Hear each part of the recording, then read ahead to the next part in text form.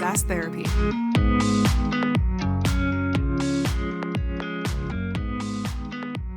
Hello, everyone, and welcome back to another episode of SaaS Therapy, the show where we help you save your most important business relationships, your customers. My name is Todd Kirk. I'm your host. I'm joined by the luminous Casey Trujillo, who we have learned does not have voluminous hair. So, Casey, how are you doing, my friend? Well, I'm thankful that you said those kind words to me, even when it's wintertime here in Utah and I don't have a good tan. So thank you for that. It must just be my countenance. I appreciate that. Oh, of course. And he will have a skull cap on to keep that dome warm all winter, I'm sure. We are pleased to have on Marley Wagner today. Marley, welcome to the podcast. We're so happy to have you on. Thanks, Todd and Casey. Great to be here. Great to see you both. Well, I figure it would be helpful to give the folks here listening at home a little bit of background about who you are, Marley. So for those of you who don't know Marley Wagner, she's an awesome thought leader. She's a digital customer success consultant and a fractional chief marketing officer. She's a marketer that gets customer success and post-sale digital expert she's basically really focused on helping people get revenue, which is awesome. She specializes in helping B2B tech companies bridge the gap between marketing and customer success, which I can absolutely tell you is a big problem. If you are like, hey, that sounds like me, that's because it sounds like pretty much everybody. Her client projects focus on increasing revenue and accelerating growth with both prospective and existing customers through organic channels that emphasize brand reputation and trust. She has led marketing and digital customer success programs within startups, services, tech giants, nonprofits, the arts. Basically, because she has this big multi-industry experience, it's helped her develop a unique approach. And it combines a carefully crafted balance of both creativity and analytics to deliver tangible results and a superior customer experience. Basically, she's awesome, and I'm pumped for this conversation. She also, and if you must know, lives in Minnesota, or I guess she's a native of Minnesota, but now she lives in the Mile High City, which is awesome. So, Marley, welcome to the program. We're pumped to have you. Thank you. So glad to be here. Thanks for, reading all my accolades. I'm just really excited to talk to you guys. I think it's going to be a fun conversation today. Well, Marley, to get to know you even a little bit more, because that's the bio, but we want to know you as the person. So we play a little game, 3 simple questions, kind of like, would you rather? So right. Question number 1, because you had this in your bio, that's where I took these questions from. Great. Would you rather spend a winter in Minnesota or a winter in Colorado? Oh, Colorado, hands down. Like, Coloradans think they know what winter is. They're wrong. They have no idea. We'll give for the audience, for some people that maybe have not visited Minnesota during the wintertime, explain a little bit about that. Well, I've lived in Denver for 7 years now, and I refuse to go back to Minneapolis in the winter. Actually, if that gives you any indicator, we're talking like weeks at a time below zero. It's not. There's a difference between cold and the bitter cold. True. That's what you're saying. Yes. Well, it's the first place I ever been where the buildings really do connect just to save you from going outside in the wintertime. So yes, if you're downtown, you're good. You've got the skyways, you can walk across the covered bridges, you're fine. But if you have to get to a car and walk outside, not good.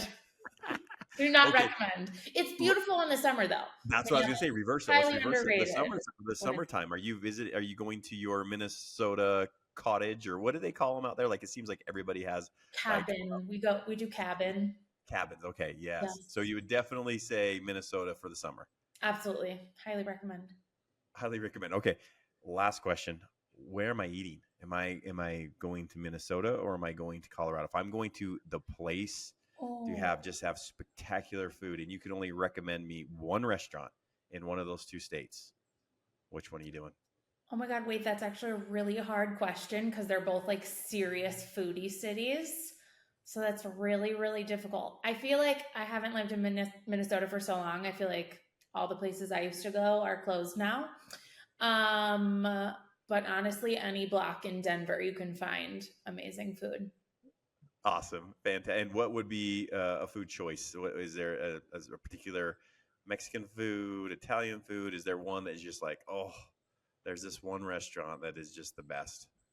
C, all of the above. I love to cook. So I like to experiment in the kitchen. I do less of that with a toddler, but I love to cook, but I'm like, yeah, give me a different cuisine every day of the week and I'm happy.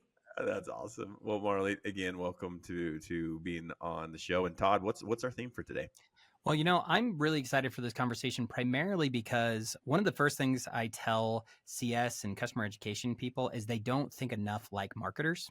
They come at this from a support perspective a lot of the time. They think in terms of how do I help somebody who needs something rather than how do I help the person who doesn't know they need something. And that's what marketing is really all about. So I'm pumped for this conversation for two reasons. One is one of the things that I see often is that CS is afraid about providing new experiences to their customers, especially ones that are digital first. And I think they're afraid because they see themselves so strongly as the relationship manager that they're afraid they're going to lose that connection.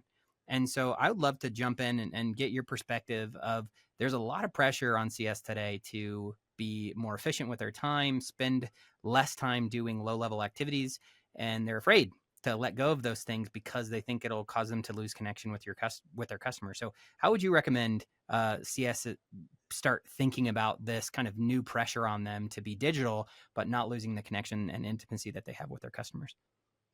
Yeah, I'm so glad you brought this up, Todd. So full transparency for our audience, we all met at the recent Turn Zero conference, Zero in Washington, D.C. And I gave a presentation on this topic with my wonderful friend, Bob London, who is a listening expert and all about, strategic customer conversations. So at first glance, what he does in customer success and what I do in customer success seem like on opposite ends of the spectrum, right? And the reason he and I decided to present on this very topic is exactly what you alluded to. Companies think it's a binary choice, and leaders think it's a binary choice. They think they either have to automate or they have to be really close to their customers. They don't think they can do both. And I've seen it done. I've seen it done really well. You can do both. Because when you're thinking about, hey, I want to make my team more efficient, my business more efficient, without losing those relationships we've worked so hard to build, you don't have to think about, it's not all or nothing, right? You're not going to give up those, I hesitate to use the term QBRs, because that's a controversial subject all in and of itself, but you're not going to give up those quarterly one-to-one, hopefully face-to-face or maybe video meetings with your customers, right? You're just going to automate like some of the BS that your CSM is busy copy and pasting in preparation for that meeting so that the CSM can then actually have a real conversation, get to know the customer as a person, maybe ask them some of those this or that questions, those would you rather questions. Maybe that's a good example. But it's about freeing up their time to do the more strategic stuff that's going to actually build the relationship. I've said over and over again, I literally want to remove the copy and paste shortcuts from CSM's keyboards because they should not, that's not how they should be spending their time. I love it. Marley, so good in letting people know that it's not this or that, even though everybody says, yeah, okay, so my SMB accounts, we're going to do digital scale. My enterprise accounts, we're going to do all, have resources, human resources apply. I love how you're saying, hey, it doesn't need to be that. And then also, you're not choosing one between the other. So that was fantastic. At that same conference, Marley, if you remember, I think you're in our session and we actually pulled the 50 so CSMs that were there at the conference. And one of the questions we asked them was, what do you see your main role as? And the majority of them said relationship manager. And then, we went on to ask, okay, how many accounts do you actually manage? And I think it was something, and Todd will correct me, something like over 50% said, I manage 100 plus. So yeah, that's a lot. Todd and I always laugh about this is I don't even have 100 friends. And even if I did have 100 friends, trying to maintain a relationship, a strategic relationship with 100 friends, that's not possible. No. Now in CS, I could have 100 accounts, but we all know that every account doesn't want to meet with me. We all know that there's certain accounts that just they're your best friend and you guys could go catch a game together or do something fun on the weekends together. And then there's accounts that kind of like you, and then there's the accounts that you can't even get a hold of that are dark. So Marley, in my mind, it seems like digital is more needed now than ever because everyone is getting more accounts, and you cannot have a relationship. I'm sorry, you cannot have a relationship with that many customers. So Yeah. Marley, what should be some of the things that people should be thinking about that they should look to a digital approach? What would be 2 or 3 recommendations that you've seen work well? Yeah, number one, I think we need to shift the mindset, exactly like you just said, when you were saying, oh, SMB is digital and then enterprise is all human, and maybe there's something in the middle that's a combo. We need to get rid of that like triangle visual that pops up into all of our minds when we talk about that. And we need to start thinking of it as like a sliding scale, right? There's two levers. One is automation, one is humans. And they both need to move, but the reality is, every single segment or tier, whatever, we could debate the nuances between those two terms too. But every single group of your customers needs some level of both, right? Even your smallest customers do need to be able to get a hold of a human if they really need something. And even your biggest customers, guess what? You said it, Casey. Some of them are not going to want to talk to you. And sometimes that's not a bad thing, right? We need to put ourselves in our customers' shoes and say, hey, how do they want to engage with us, right? How do they want to build the relationship? Not what does a strong relationship look like to us as the vendor, but what does a strong relationship look like to them as the customer? And for a lot of them, because let's face it, this is how we are in our own personal lives and our consumer lives. For a lot of them, it's not talking to a person all the time, right? It's having access to all the information they need, all the answers to all their questions at their fingertips, self-serve at midnight if they want it, at 5 a.m. if they're an early riser, whenever, regardless of time zone, and not having to like wait for a person to call them back. So I think that's really the most important thing here. And then, okay, once you have that mindset shift, then you have to say, okay, what are those repetitive tasks that my CSMs do not need to be spending their valuable time doing? Because yeah, they do have to have some kind of relationship with that 100 customers or even more. So what can I take off of their plates? What is low value? Needs to be done, but low value for their time in comparison with what else they could be doing. And then how can I automate those things? That's really where you start. I really like that a lot. It's interesting. Just recently, so Casey and I live in a really weird world in the sense that the reason we call it SaaS therapy is because we talk to people who buy software and people who are selling the software. Yeah. And I recently had an experience where I had a very large enterprise customer who was working with us to drive adoption of one of their tools. And they said, oh my goodness, this has been amazing. This is really helpful. I feel like I'm empowered for the first time. Would you help me with this other vendor that we work with and get them to help us out? And what was interesting is they were trying to say, we want to drive a digital experience. This is, you're talking 7-figure deal, right? And they're like, we want to drive a digital experience.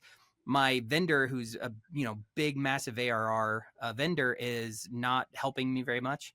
And the first person they thought to introduce me to was the account executive, which I thought was really fascinating because that was actually the person that this customer saw as the person who owned their relationship and would be the most invested in helping them.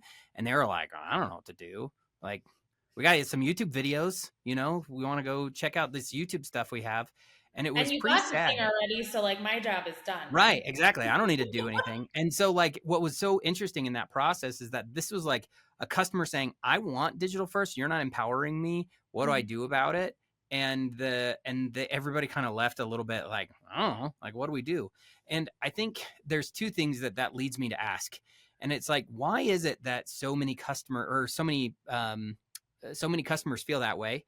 And why is it that SaaS companies can't seem to like meet the customer where they are, right? With like SaaS vendors keep building stuff from their perspective and they're not putting themselves in the customer's shoes. So like, why do you think that is? What's getting in our way as SaaS companies to be like, maybe I should listen to like what my customer is asking me here?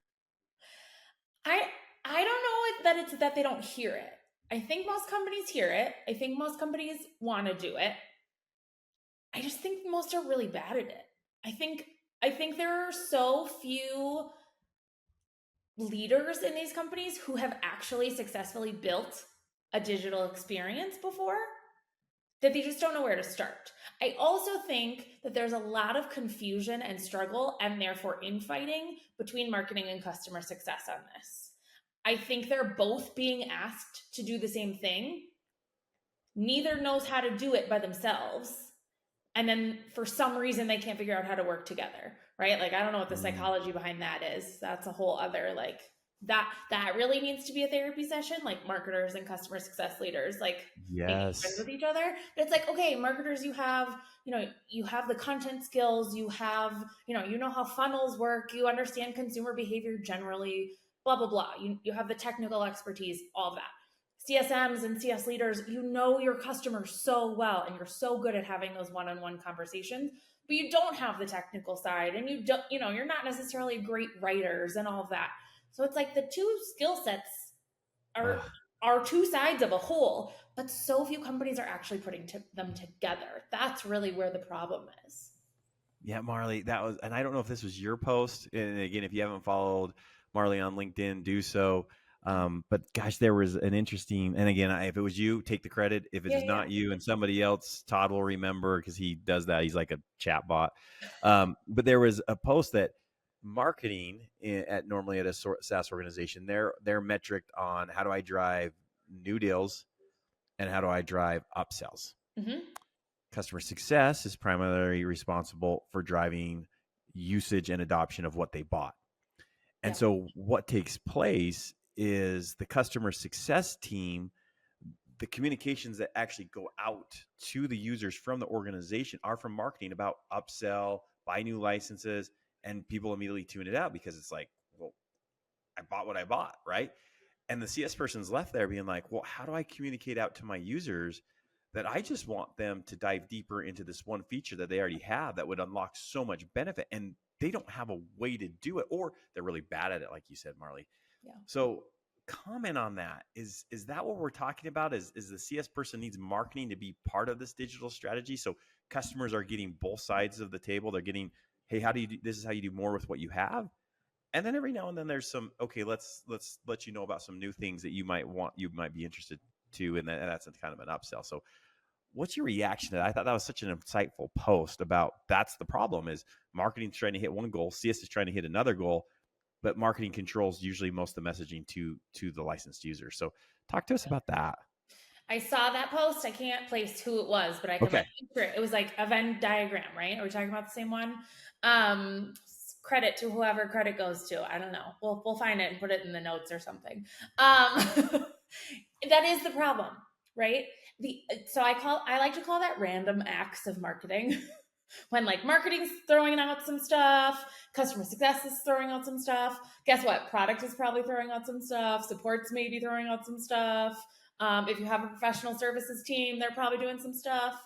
The first thing I do, or one of the first things I do with every single new client, is I have them go through and make a giant communication inventory of every existing message that is going to existing customers, regardless of who it's coming from in your company, what department or person or team, like I don't care, write it down. Regardless of channel, whether it's email, whether it's an in-app pop-up, whether it's a chat bot, a Slack bot, like whatever. Let's write down every single thing that your customers are getting. And 100% of the time, people are flabbergasted. They're like, oh my God, I thought we were doing nothing. And my customers are getting like all this crap. And so it's not necessarily about doing more. It's about doing it thoughtfully, right? Are those upsell campaigns that market is sending, who are they going to? Are they going to every customer that bought XYZ product? Because that's dumb, right? And even the ones that CS is sending, is that customer you just sent that email to about that feature already a heavy user of the feature? Guess what? They don't need your how-to, right? So it's more about like, hey, how do we make this more relevant, and how do we make it much more targeted, much smaller audiences, so that any one individual is getting way fewer messages, they're feeling way less overwhelmed, And then when they do get those messages, they all sound like they're coming from the same place, right? That's the other really, really big problem is customers are like, well, this doesn't even sound like the same company sent me these 2 emails. Like, what the heck? So yes, you have to have cross-functional collaboration, and marketing does need to be a part of that, right? Like, before I was ever in the CS world, I was a marketer, so no shade, but like marketers are not good at talking to existing customers. It's not what we're measured on. It's not what we've been trained to do through our whole careers, but they are good at other things that CS needs, right? So you have to kind of have to be like besties in that process of building it together. So what? I wish I could just scream amen and hallelujah to that one because I so agree with it. What I think is interesting, though, at least the relationship that I tend to see between marketing and CS in particular, is CS looks at marketing as a gopher, right? Yeah. Like, hey, marketing, give me these resources or else. And so they don't treat them like a partner. They treat them like a gopher. And what's worse is in that process, they tend to, they don't necessarily alienate marketing, but they tend to start thinking really negatively of marketing because they're like, why aren't you at my beck and call? We're losing deals because you didn't provide this amazing deck or update this page or give me this cool video, and so what should that relationship look like? And have you seen it work well in some instances where like what are some things that you've seen that have helped kind of bridge that divide and having a better cross-functional relationship between marketing and CS? Yeah, this is so sad, but so true. And I think it's really ironic because customer success complains a lot about being like the dumping ground for the work that nobody else wants. And then they turn around and do that to marketers, right? And I'm like, guys, come on, be better. So it just is like way infuriating. And marketing has God knows how many years of getting that from sales too. So marketing was like, really not going to respond well to that. So that is not the way to build a collaborative working relationship. It really has to come from the top, right? It has to come from your CMO and your CCO or your head of marketing and your head of customer success. They have to be the ones to get together and say, hey, we know that there's overlap in what we've been tasked with doing. There's often different language around it, right? Marketers are suddenly being asked, hey, we need to not just attract new customers, but we also need to engage with our existing customers. Right. And then CS leaders are being asked, hey, we need to scale, right? We need to scale our engagement with our customer base. We need to automate, right? So the language is different, but there ends up being a lot of overlap in those requests. But the C-level, right? The CEO who's handing down that MOB or whatever, you work off of, they're not, I'm sorry, MBO, not MOB. What am I saying? They're not going to connect those dots for you, right? So that's when the MOB comes after you. That's when the mob comes after you. Right, that's when the mob comes after you. I'm trying to make it work. It works, Marley. Thank you. I appreciate that. Just a little like acronym dyslexia today. It's fine. But those two leaders need to come together and be like, hey, I noticed that we have some overlap. Let's talk about how to do that. And I always get the question of like, hey, where should digital customer success or customer marketing live? I don't care. It can live in either place. The point, the thing that matters is that both teams, marketing and customer success, both leaders have agreed on where it lives, who owns it, and then what each team is responsible for. Because regardless of where it lives, you're going to need help from both teams, right? And so it's all about the agreement. The delineation, I've seen it be all over the place, and it again, kind of doesn't matter at all. It's all about who's on your team and what do the skill sets look like and what does the capacity look like and that kind of thing. But hey, are we in alignment? Does everybody know and have we agreed that this is who's doing what and who's responsible for what? That's how it works. So Marley, on purpose, we like this just to be a conversation. So we ask you all sorts of questions and we take you all down all these different paths. but I'm feeling a theme coming when you're working with a customer. You're giving them some best practices. Number one, you talked about, okay, how many communications are we sending to this customer? Okay, where's it all coming from? And just mapping it out so someone actually sees, holy cow, we are sending a lot, and it doesn't sound like it's coming from the same person, etc. Then you talked about, okay, who should own that, and starting to get an agreement there.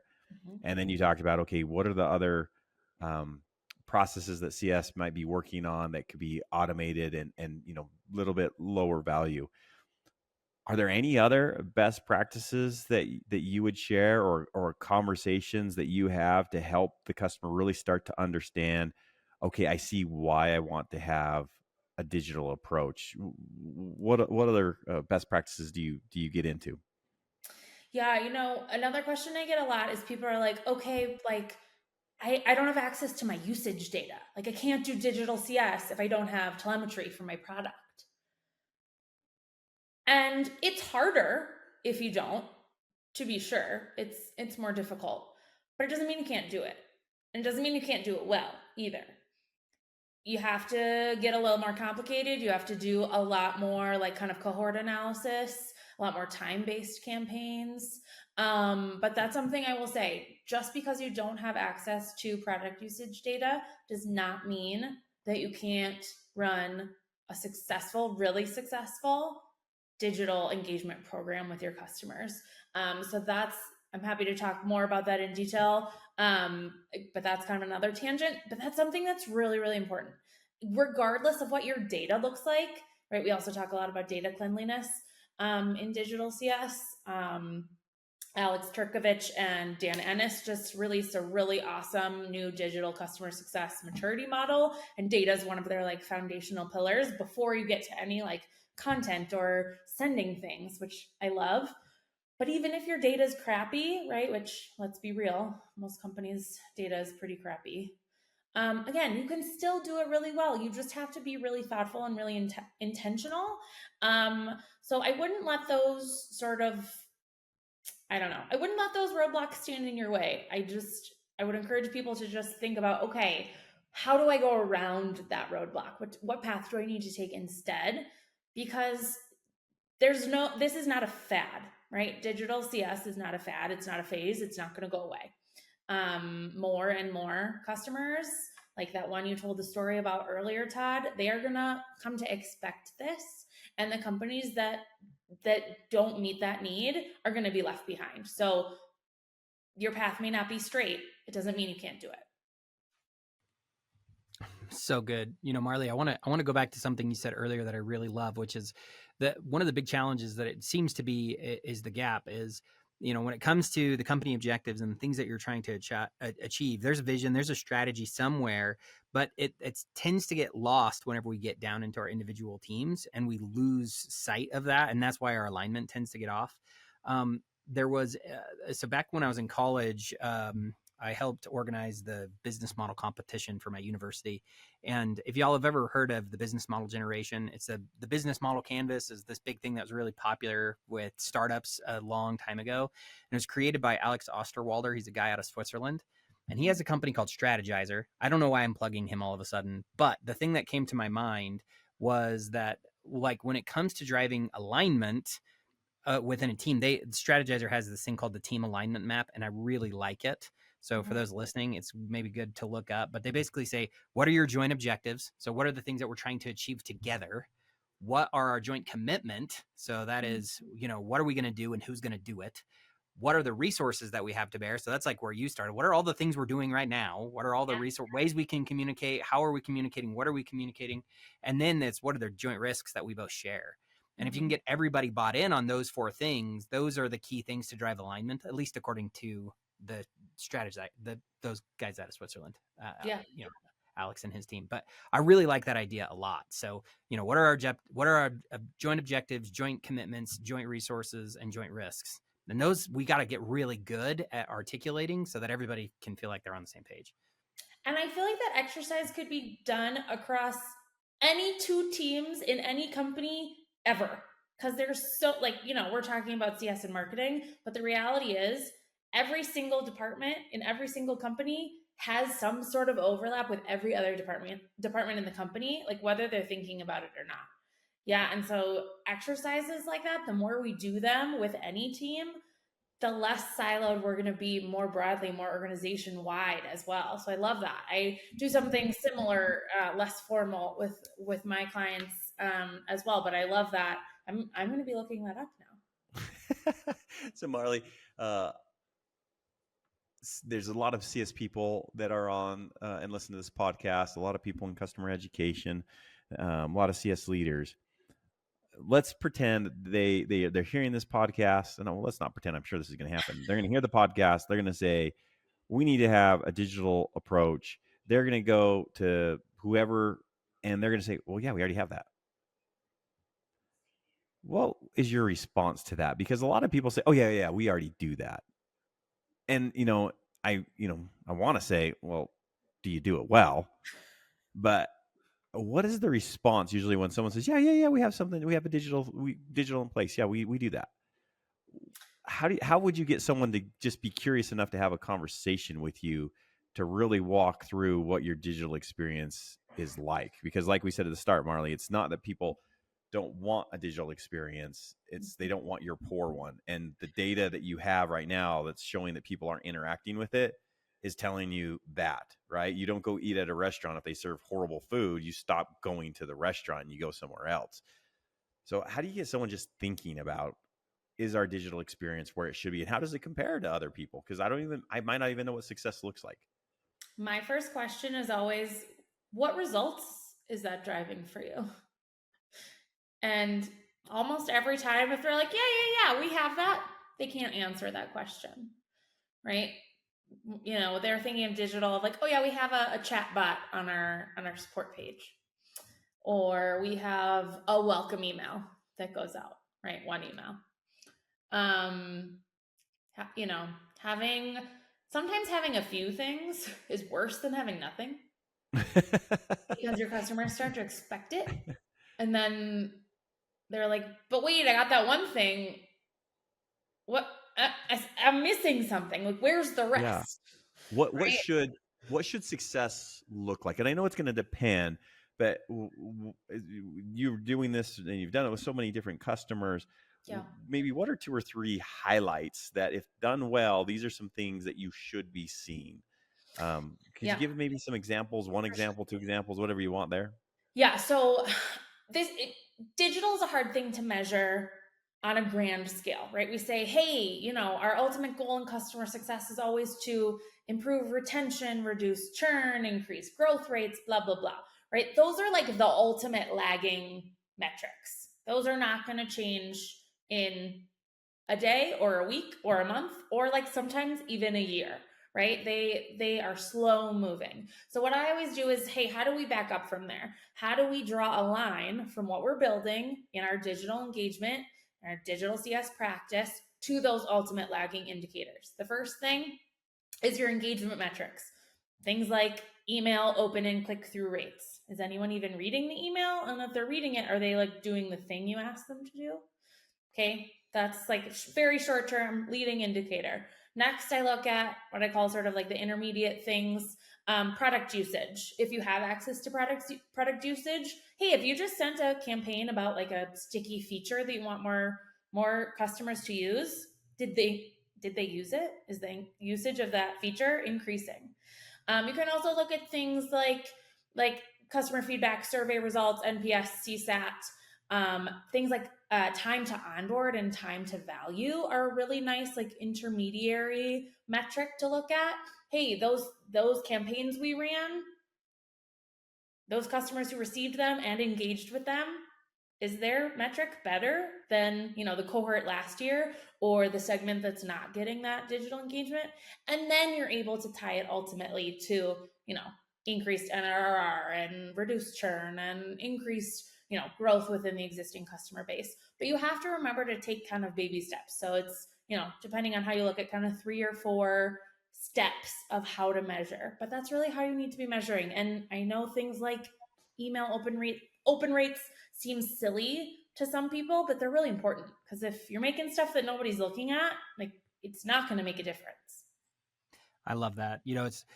So you remind me of something I wrote on LinkedIn 6 months ago, which is Mao is mid.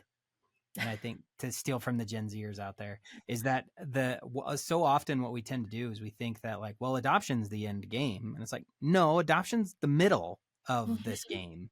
Like if you can't get to adoption, because most of you aren't that far. But it's like, that's not the end game. The end game is that the customers are getting some result and that you're seeing a result and that everybody's happy and that they're achieving the objectives that they ultimately want to achieve. Just using the software is a terrible analog for that. It's better than nothing. So you got to get to that point, but that's just partway through the journey. So I love that idea. Like you got to go from, can you measure your effectiveness of your communication to the speed that somebody's moving, to how much they're using it, to how deeply they're using it, and are they getting the outcome and the result that they're ultimately trying to get. So anyway, birds of a feather on that. When it comes to this idea, one of the things that I still you alluded this before, and we recently had Andrew Carruthers on our podcast from Cisco, and he said something. Casey and I have said this probably in like the last 4 episodes we've done, which is because I just loved this line. He said, "It's not that your customers don't want a digital experience; it's that they don't want your crappy digital experience." Yeah. And I think that like goes back to that point of I'm talking to a massive enterprise customer who's like, I want digital. Why won't you give me something good? And the challenge is like, there is this idea of you can create a really good digital experience, but still feel like you're losing some level of connection with your customer. And if we were to go back to this idea of intimacy, because I do, maybe that doesn't matter because the good digital experience leads them to stick around longer. So it's okay to sacrifice this idea of deep connection and intimacy with your customer. But for those who still feel like, okay, I'm bought in that maybe this is a better way to go, I'm still afraid of losing that relationship with the customers that we have. What would you say to them to try to like set them at ease? Like you've sold me on the idea of getting a good digital experience and getting all the teams working and aligned together, but how do we make sure that we still maintain kind of the cultural feel and the brand promise that we want our customers to experience? Yeah, I mean, I would start by saying I'm in no way suggesting that you should 100% replace your current customer experience with automation. That's not going to work, right? You can absolutely over rotate on automation, right? There is a time and place for one-on-one conversation, for strategic conversation, for even in-person, interactions and group activities and whatever it may be. Right. So I think number one, I said this already, but it's just not binary, and we need to remove that concept from our minds. Number two, once you have removed a lot of that repetitive work from your CSM's plate, and I might add from your leaders' plates, right? There should be automation at a leadership level as well. Then you have to think about, okay, what am I going to use that extra time for? And the answer is building that personal relationship with your customer, right? Maybe it's one of those customers who just like is like, no, I'm not getting on a call with you. Maybe you send them a handwritten note and a little, gift instead. Maybe you that they have they're a public company, so you can do a lot of research about them, right? Their corporate initiatives, whatever. And you do some research and you find 3 articles, both from your own content and from other sources, that you think might be helpful to them in that initiative. And you just send it over in an email, right? Whatever it is, it doesn't have to be a meeting, right? Ideally it is. And then you can ask fantastic, thought-provoking questions like Bob London shared in our presentation in DC. Questions that your customer has never heard before. That's the best kind. But if they don't want to get on a call with you, it doesn't mean you can't build a relationship. It doesn't mean you can't show the initiative and find other ways to really engage and try to build that bond, so that hopefully when they are ready to talk, or when they do have a question that, your digital journey is great, but it's not perfect. Nobody's is.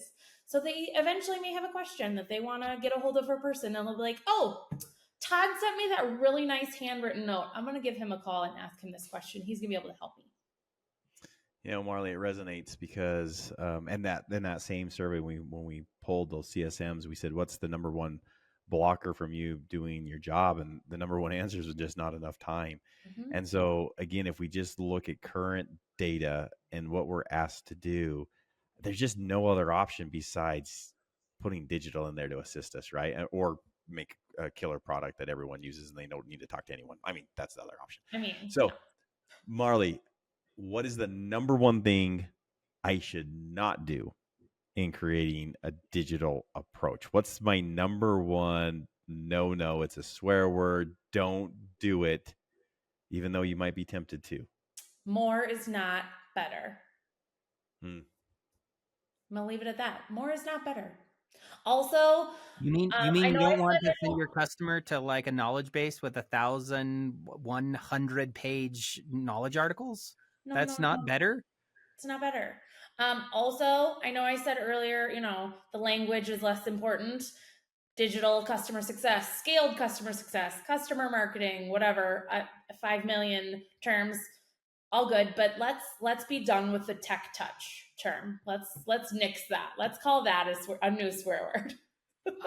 You know what? Just because the way you said it, now that does feel icky, doesn't It's it? weird. It's gross. It's weird. I'm done. Oh, I'm so in with that. A new campaign, kill the buzzword of tech touch. Okay, Marley. So let me do my best Todd bot summary of our conversation today. So first thing, when it comes to a digital experience, you got to stop thinking in binary terms of either or. So you can have a great human experience and a great digital experience, and it doesn't matter across segment. You are going to find large customers who want digital first, and you're going to find small customers who want a lot of handholding, and you got to figure out how to balance that better. So that's my first takeaway. Second takeaway is marketing and CS have a broken relationship and they need to fix it. And then 3 is you need to start being a lot more strategic about what you build and what you think through rather than just shooting stuff at the wall and hoping things stick. Those are kind of my big takeaways. So would you add anything else to the conversation today that you think are kind of must-have takeaways for our audience today? I think the last one I'd add is you need to be measuring what you're doing, right? Don't just build it and say, yep, we have something like that. Measure it, demonstrate it, shout it from the freaking rooftops, right? Show that progression, that line of data that we talked about from engagement to usage to those ultimate really big CS KPIs. Oh, so good. Okay, Marley. So at the end of every single episode that we do, we always ask our guests the same final question. I don't know if you've listened to our episodes before, but this is a SaaS therapy session, and every good therapy session ends with a homework assignment, something that we are going to do to address all of the things that we've just ginned up inside of people's hearts, right? We've now uncovered the mess under the rug. What's the first step you would recommend to sweep it up? So if you could give if you can give our audience one homework assignment based off this conversation today, what would that be? Go make that communication inventory. Go start with your own department, talk to marketing, talk to product, talk to anybody and everybody who possibly could be sending something to your existing customers on a regular basis. Make a spreadsheet. Doesn't have to be fancy. It can be Excel. You'll be fascinated at what you learn. Oh, I believe that. Marley, thank you so much for joining us today. Thanks to all of our regular listeners. Casey, any words of wisdom for us as we depart? Oh my gosh. The right message at the wrong time is the wrong message. Yes. Amen. That was fantastic, Marley. Thank you very much. Thank you, guys. Everyone, if you aren't following Marley, go follow her. Look her up. She's awesome. Marley, thanks for joining us today. And everybody have a great rest of your week. SaaS Therapy is brought to you by Brainstorm, the SaaS platform for SaaS adoption. Learn more at brainstorminc.com.